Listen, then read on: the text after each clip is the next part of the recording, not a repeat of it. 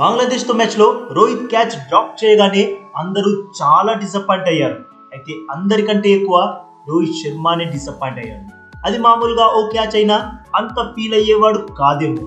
అది బౌలర్ కి హ్యాట్రిక్ దక్కే క్యాచ్, బట్ మిస్ అయింది.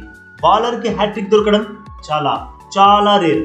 అందుకే రోహిత్ చాలా బాధపడ్డాడు. ఎంతలా అంటే అక్షర్ పటేల్ కి పదే పదే సారీ చెప్పాడు, చేతులు జోడించి క్షమించమన్నాడు.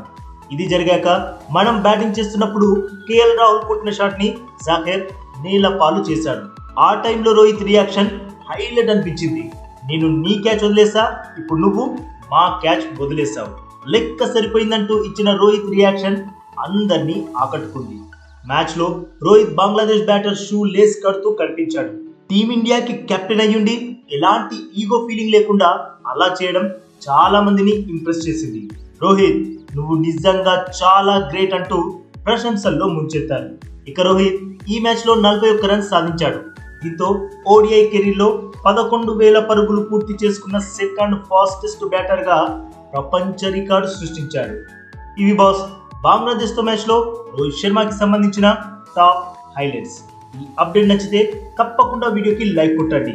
రోహిత్ ఫ్యాన్స్ మీరైతే లైక్ తో పాటు మన ఛానల్ని సబ్స్క్రైబ్ కూడా చేయండి. ఇక ఈ వీడియో చూసినందుకైతే మీ అందరికీ దిల్ సే థ్యాంక్ యూ బాస్.